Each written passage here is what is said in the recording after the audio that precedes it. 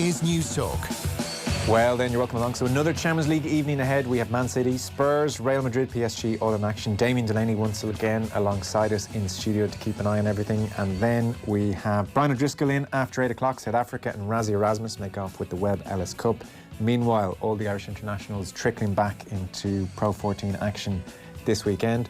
There will be some Richard Cooper goodness coming your way as well in the next hour. Plus, after 9 o'clock, as promised last night, Paddy Agnew will talk to us about interesting times in Serie A. 53106, the text number. Add off the ball on Twitter. Richie McCormack also here. Hello. Hey, Joe. Keen listeners will have heard us keep across the Champions League last night, Damien. It's fair to say, largely down to you, it was a shambles. Yeah, it was, yeah. I definitely went home a little bit upset with myself there that it was your fault for distracting me and I wasn't looking at the TV, and then I tried to recover it and portray this confidence. I knew what was going on, and then as it was unfolding I realised I'm lost. Fairness, 2 players had been sent off and there was a penalty and none of it made any sense. No, it didn't. The initial sending off would have been harsh. Then you're looking at, like, why is Veltman going as well? What's going on here? Then suddenly, you know, in a couple of minutes Chelsea are level, and it's a whole thing. Well, I mean, we had just assumed as well, we had seen the tackle on Daley Blind's tackle rather on Abraham, and then next thing is the penalty. And that just made no sense. We assumed he hadn't let play run on after the tackle, so... I mean, we had one job to do. Well, one fella tweeted me and said, I was relying on you guys to keep me up to date, now I'm going to have to watch the highlights. It was that horrific a job. It wasn't great. We'll be better tonight, I promise. Well, I was fine. We've all agreed it was Delaney's fault in the main. He will try and do better. In disappointing news, Guardiola has already rode back on his row. Ah, come on, I wanted a full-on Barney before we got to Sunday. The first chance he got, it was not my intention with the comment, he said. But he literally, it was the literal second thing out of his mouth, saying that sometimes it's their mental strength, sometimes they dive. I know. But that's why I'm happy that it was almost like a slip from him, and he realised, oh, I've dropped my guard for a second, then he's trying to recover it quickly. So I think it's a sign of the internal pressure that he's putting himself under, that came out. So we can roll back as much as he wants. It happened, and he doesn't normally slip like that, so... Not my intention. For Jurgen, it's a penalty. The referee said it was a penalty. VAR said it was a penalty. So I was the wrong guy. He's essentially football's version of Jacob Rees-Mogg here. He's come out and said one thing, and then said, yes, while I may have said that, it's not my intention. I just saw the headline. Did Rees-Mogg say recently that the Grenfell Tower people lacked common sense? Is that no, that did very... Yeah, I mean, he just said after reading the Fire Brigade report, he couldn't understand why they listened to it, and that, you know, people with common sense would have made a better decision there. And then a guy called, was it Bridgen, came out and made it even worse, and it's just kind of, it's carnage really there. Wow. Tories are off to a good start in the elections. He'll judged in election mode as well. I was watching the Gay Byrne tribute, so that's what I was kind of honed in on. Wasn't it? Very good. Very well done. We were just saying during the news, watching the old clips of him. Yeah. Unbelievable. There's several aspects to it. We said off air, and it's something that both of us, particularly you, Joe, would struggle on, is diction and enunciation. I did say to you during the news, his diction and his enunciation. Yeah. You couldn't try and imitate it. You'd sound like an idiot, but it was... Coming out of his mouth, it absolutely made sense. Oh, just incredible. Yeah. Just like the technical skills. Everything is measured and everything pronounced correctly. He was mispronounced T's were a big bugbear of Gay's. I remember him talking about that subsequent to his retirement, where the sh sound of a T, you know, when people don't pronounce T's properly. He was hating on that, big style. He loved us last night then, bumbling around. I mean, what are you doing at all, my dear boy? He's been sent off. Oh no. I mean, to compare us last night to Gay Byrne is chalk and cheese, really. Shaming moment, really, for all of us. Yeah, so that's not going to feature in a montage anytime. So I kind of missed the Rees-Mogg thing. How did we get onto that? What was that?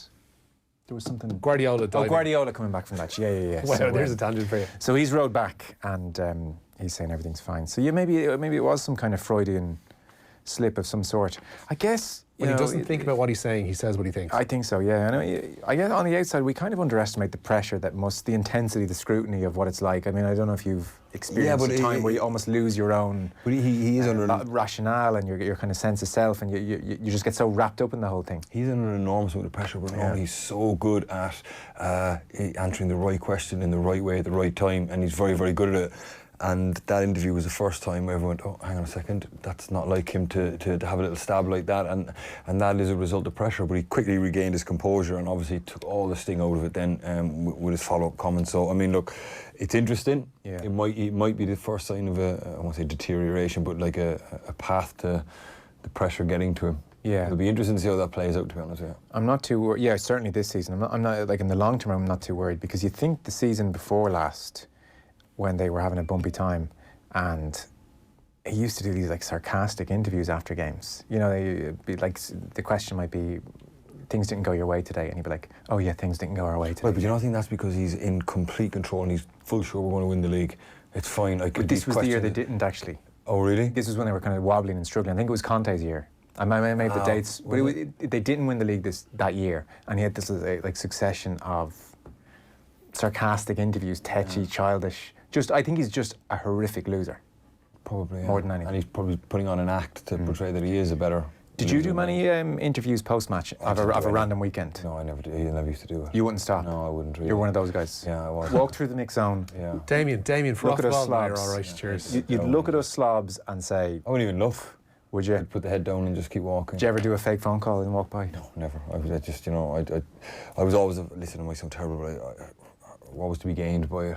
And normally when I was upset and I was frustrated, a couple of times I got caught and I always say something that isn't quite right, and then I get called in the manager's office, why did you say that? And you know what I'm saying? So I always thought if you did do an interview, you were honest? Yeah, I would always just kind of like, my frustration would take 24 hours to subside, and before I would actually be able to speak, you know, logically, and I was quite emotional, so I always felt there was no reflection on you guys or anything else, but I always just felt, just don't say anything because you're not going to help yourself here at all, or you're not going to help the team. So I thought it was just better if I kept walking. And did any party, I suspect the answer here is not really, did any party ever think, oh, it's a good thing to, well, I don't really care about the media or them having content or not, but it might be a good thing to talk to the fans through the media and explain where we are, what's going on? Or did you feel Yeah, but after a match, especially if it didn't go well or something wasn't quite right, it wasn't the correct time for me. Okay. I mean, if I sat down on a Tuesday morning with, I don't know, the club programme or the local paper or an Irish media, I could speak relatively coherent, but after a match I always felt too much, and I always was very aware that if the right reporter asked the right question at the right time, he could trigger me a little bit, and then he would get me going and I wouldn't be able to stop myself.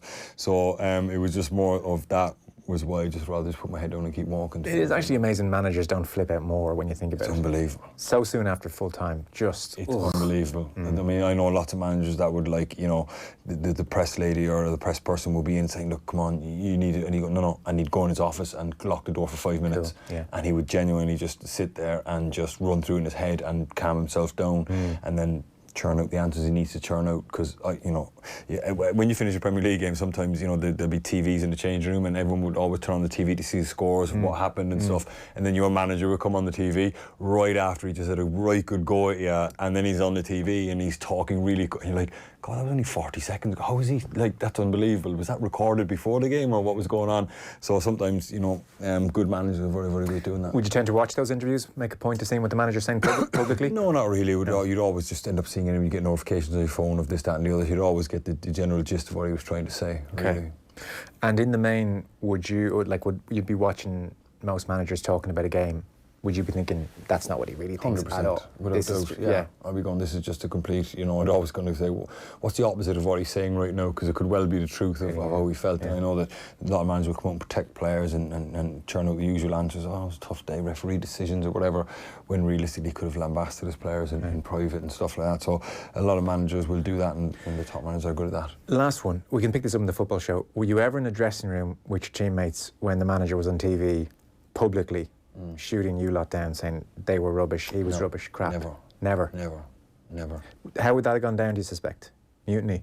Yeah, I'd say a lot of people went home and very, very upset, because I think managers must know after games, players are going to be emotional, whether you win or whether you lose. You know, you're going to be emotional after a game, and you don't need a manager kind of stoking that before you go home, and then you usually be off on a Sunday, so that's then kind of in your brain all day Sunday, and by the time it comes Monday, players have already made their mind up, and it's just a bit awkward. So the top managers come out and just give generic, silly answers, you know.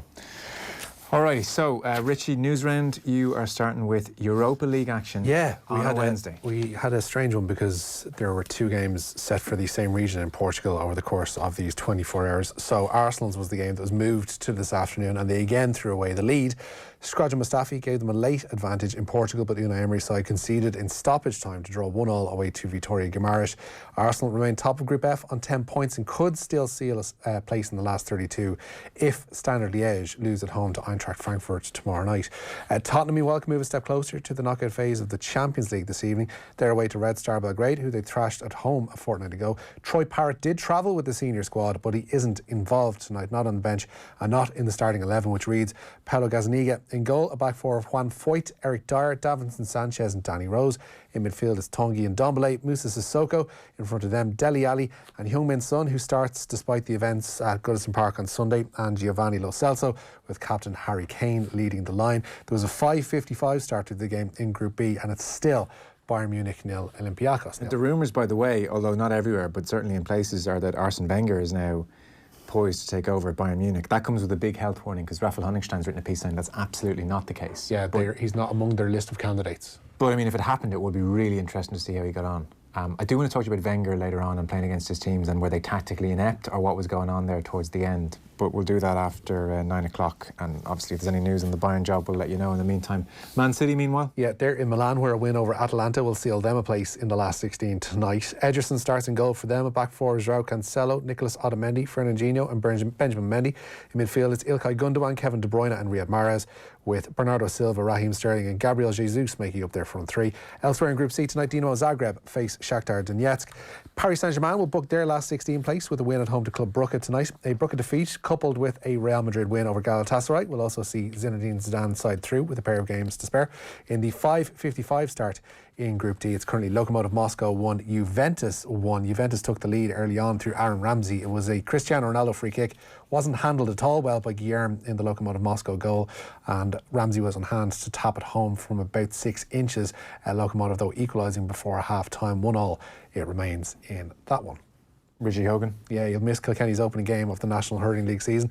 The GA's Central Hearings Committee today upheld Hogan's sending off in the All-Ireland hurling final. He was found to have behaved in a way which is dangerous to an opponent and has been given a 1-match suspension. He still has the option of taking his case to the Central Appeals Committee. Sticking with the Cats, and 6-time All-Ireland winner Martin Comerford has been added to Brian Cody's management ticket ahead of the 2020 season. Now, we're going to play you this full interview after 8 o'clock when we Brian O'Driscoll in as well. Johnny Sexton was over in Cardiff. They were having the Champions Cup launch and he was talking to our own Neil Tracy.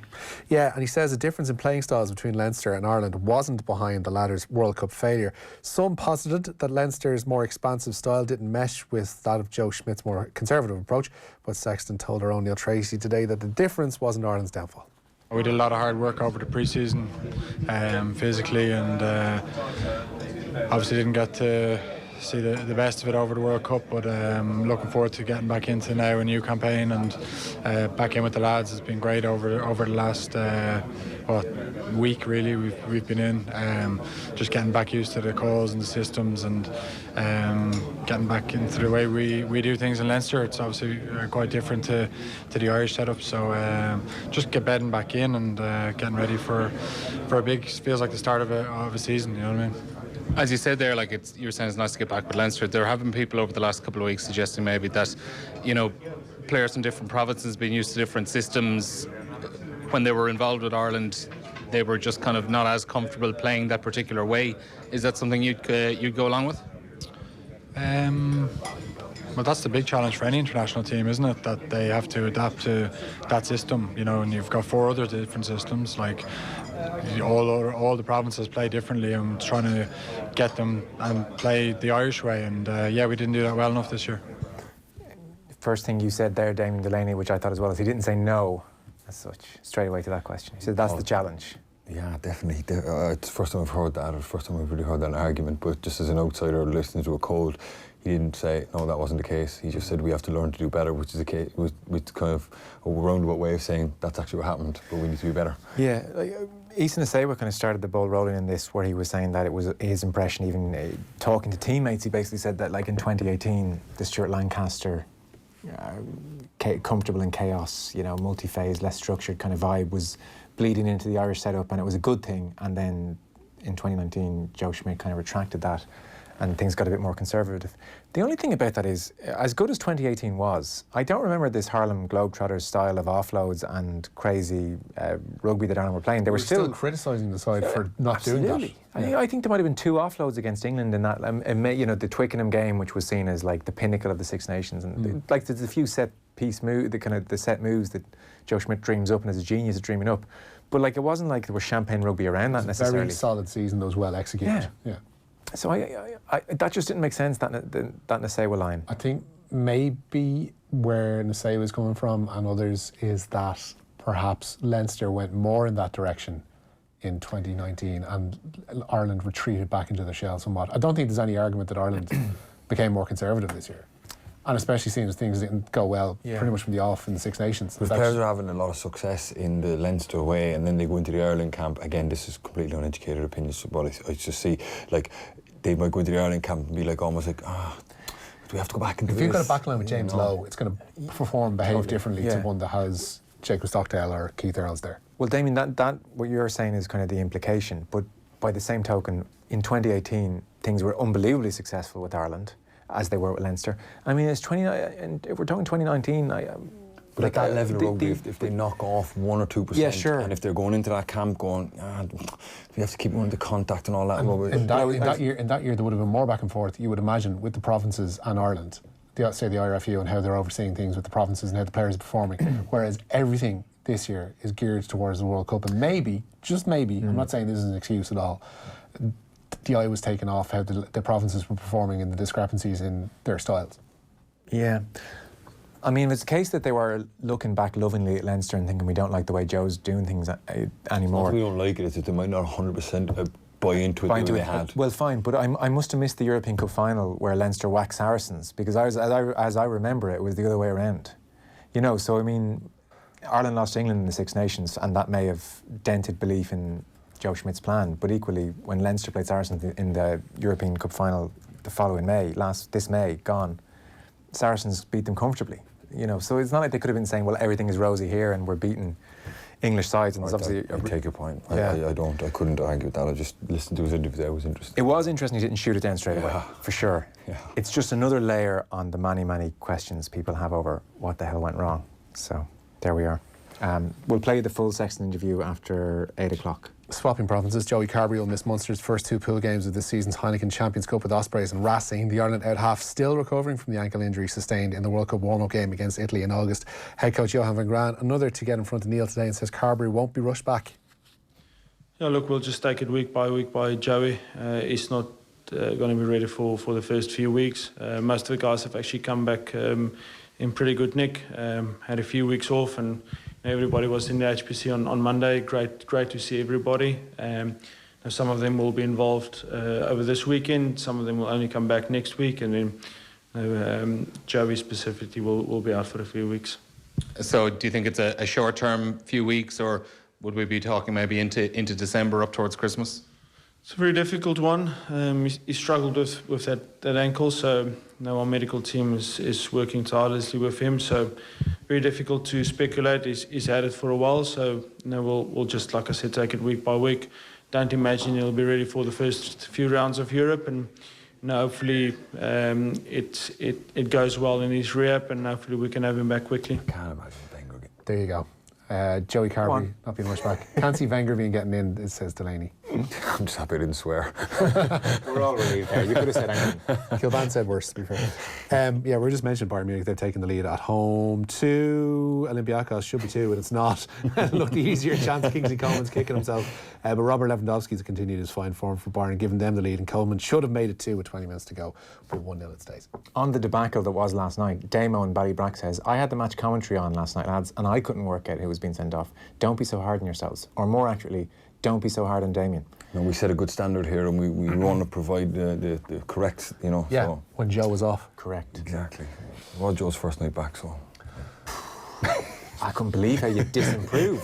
So I thought I'd whipped you into shape. I'll tell you, it was grand. It was grand a couple of weeks ago. Yeah, we didn't miss a beat. Listen, goal, boom, boom, every instant, every goal across all the 8 games during the course of the night. You come back in. What's happening? All hell broke loose. We were having a hell of a chat. We were being interrupted by the game. Somebody says, great to hear Damien on the radio, always followed his career after I played him in the Fruin Cup final for the Sem against Colosh Creech 3. For who did you play for, sorry? The Sem. Is that St Brendan's in Killarney? Oh, yeah, is that under 16 and a half? He says, Damien dominated the game, but we stole it with a last-minute goal. Yeah, that was under... Did they? Ronan and Kerry. That was under 16 and a half, yeah. I think that's right. Fruin Cup was 16 and a half, isn't it? And then Corny Varese 18 and a half, yeah. I think we won that, don't know. Ronan reckons that they stole it with a last-minute goal, and I suspect his football career, he probably remembers that better than you do. Yeah, but I was happily going around thinking that I'd won 16 and a half and 18 and a half, and maybe I didn't. Fruin Cup final. Runners-up medal is all you have, apparently, according to that. So the plan, by the way, Pork Joyce, I never mentioned. Pork Joyce going to be in the show in the next couple of minutes. Now the Galway manager. God, we're feeling old. Pork Joyce, Galway manager. Yeah. So we're going to check in with him in just a second. I should give you a chance, though, firstly, to win a pair of tickets to the Motorsport Show. It's happening at the RDS, November 23rd and 24th. It includes the live runway where spectators can view some of the world's most spectacular cars. To be in with a chance of winning, just tell us where the Italian Grand Prix takes place. Text the word motor, your name and answer 53106, and you can win those tickets. And you also win a Sunday's draw to win a pair of 2-day grandstand tickets for the 2020 London E-Prix. Flights and accommodation, a 4-star hotel as well, all with thanks to the Motorsport Show at the RDS, November 23rd and 24th. You can check out motorsportshow.com for more info. So Brian O'Driscoll is after 8 o'clock. Richard Cooper also in the next hour. And up next, we're going to check in with Pork Joyce. Off the ball on News Talk. Nissan is back with the van that never gets old. Buy any 201 Nissan van and replace it with a new van every 3 years from just €49 per week ex-VAT with 3 years free motor tax and services. Nissan. Innovation that excites. Finance office for business users only. Finance is provided by AIB Leasing Limited by way of a leasing agreement. Allied Irish Banks plc and AIB Leasing Limited, trading as AIB Finance and Leasing, are regulated by the Central Bank of Ireland. Eligibility, lending criteria, terms and conditions apply. See nissan.ie. We began our search for Ireland's greatest businesswomen some months ago, and now we've got our shortlist. The Image Businesswoman of the Year award stretches across 9 categories, plus the overall Image Businesswoman of the Year. Join 1,000 of Ireland's key influencers on Monday, November the 25th at the Clayton Hotel, Burlington Road, as we announce the winners. The evening will include plenty of treats and surprises for all, as well as the great reveal. The Image Businesswoman of the Year awards, sponsored by Liffey Valley, BMW, Samsung, Number 7, Kuehne Nagel and Queen's University. Details on image.ie. Proudly supported by News Talk. This November. You think you do it for the money? It's the game, the adrenaline rush. What if it is? Prepare to read between the lines. How much do you think she's worth? I'm going to take it all. In what critics are calling intelligent and brilliant. A gripping and deliciously deceptive must-see movie. It's very peculiar. Secrets between you, God, the devil and the dead. Starring Helen Mirren and Ian McKellen, The Good Liar. In cinemas Friday. Book tickets now. Certificate 15A. Taste of Dublin, the ultimate food lovers festival, is bringing a brand new winter edition to the RDS this November 28th to December 1st. Bringing Ireland's best restaurants, chefs, cookery demos, masterclasses, live entertainment and so much more. The perfect place to kick off the festive season. Taste of Dublin Festive Edition, inspired by Tesco Finest. Book now. Tickets from €15. On sale at tasteofdublin.ie. Booking fees apply. Have you thousands of photos on your phone or camera that you've been meaning to print?